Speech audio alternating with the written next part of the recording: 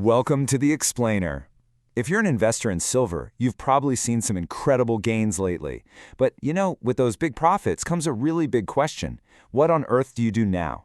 Today we're going to break down one market watcher's take on this critical dilemma. Okay, let's just dive right into it. The price of silver has absolutely shot up. And if you're holding any, chances are you're sitting on a very, very nice profit. But this is where it gets tricky, isn't it? It's a real investor's dilemma. The kind that's both thrilling and, honestly, a little nerve-wracking. So you're basically facing two clear paths. Do you go ahead and sell, locking in those fantastic gains you've already made, or do you hold on tight, betting that this is just the beginning, that silver could climb even higher, maybe to a stunning $200 an ounce? It is a tough, tough call. To help us think this through, we're going to explore the analysis of market watcher Clem Chambers. We'll break his perspective down into 5 parts. We'll look at the $80 question, his track record, where the peak might be, some strategies for a hot market, and finally, what your next move could be.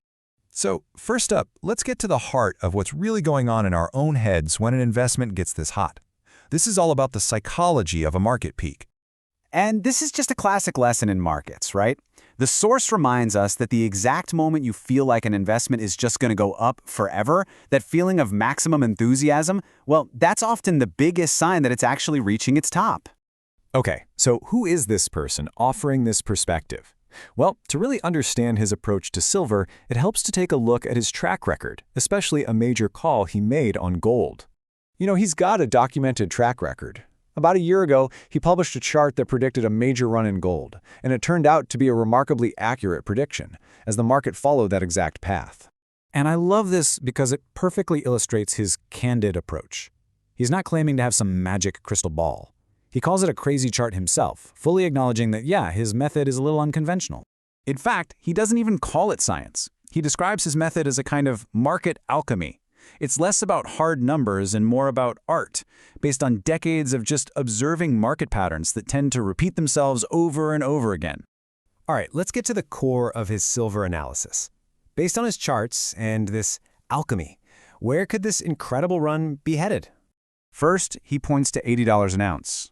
Now he sees this as a really key level, a conservative target where an investor might reasonably say, you know what, I've made a really nice profit and I am happy to cash out right here.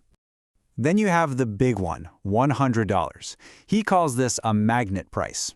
And it makes sense. Big, round numbers like this often have a powerful psychological pull. They can attract a final surge of buyers who just want to get in on the action before it's too late. So what about those much, much higher numbers, like $200 an ounce? He has a great name for this, highly spicy land. It's possible, sure, but in his view, it's a far more speculative and much less probable outcome. And he makes a really important historical point here. A $200 price for silver would be kind of like what happened back in the 1980s when the Hunt brothers famously tried to corner the entire silver market. That was a totally unique, artificial event. Very, very different from the market dynamics we're seeing today. So, here's the crucial takeaway from his analysis. This incredible vertical price run is like a train that's approaching its station. The journey for silver might not be over forever, but this particular leg of it, well, it could be nearing its final stop. If you like our videos, please like, share, and subscribe to follow us so you won't miss any exciting updates. Now, what's really fascinating is how you can take this analysis and translate it from just theory into an actual personal game plan. So what are the potential actions here?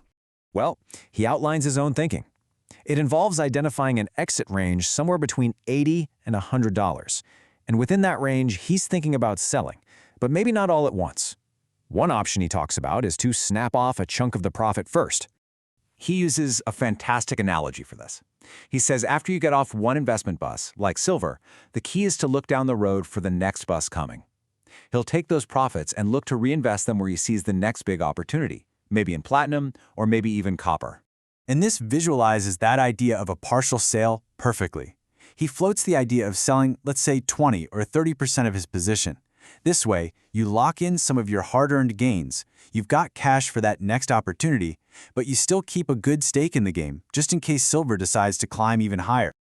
And all of this brings us to our final section. And honestly, it's the most important takeaway from this entire analysis, what it all means for you.